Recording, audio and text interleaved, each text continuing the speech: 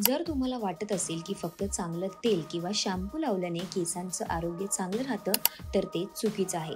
केसांना मजबूत बनवण्यासाठी दिवसभरात 2 ते 3 वेळा कंगव्याने केस विंचरणं देखील महत्त्वाचं आहे. जास्त लोक तर प्लॅस्टिकच्या कंगव्याने केस विंचरतात, तर काही लोक लाकडी कंगव्याचा वापर केसांसाठी करतात. तर जाणून घेऊयात या दोघांपैकी कोणता कंगवा जास्त फायदेशीर ठरतो. जर तुम्ही प्लॅस्टिकचा कंगवा हा केसांसोबत पर्यावरणाला सुद्धा नुकसान पोहोचवतो.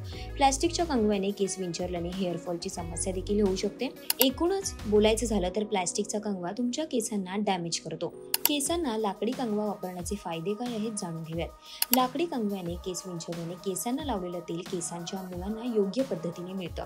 पण प्लॅस्टिकच्या कंगव्याला चिकटलेली धूळ, माती अशा गोष्टी केसांमध्ये अडकतात. तसंच कंगवा लाकडापासून बनवलेला असल्याने तो जास्त टोकदार नसतो, त्यामुळे केस विंचरल्यावर तुम्हाला डोक्यात जखमही होणार नाही. प्लॅस्टिकच्या कंगव्याच्या तुलनेत लाकडाचा कंगवा फायदेशीर असतो. प्लॅस्टिक किंवा मेटलच्या कंगव्याने इलेक्ट्रिसिटी जनरेट होते, ज्यामुळे केसांमधील गुंता सुटत नाही. सिरम तेल लावून केसांचे झुपके सोडवावे लागतात. पण जर तुम्ही लाकडाचा कंगवा वापरल्यास ही समस्या तुम्हाला होत नाही.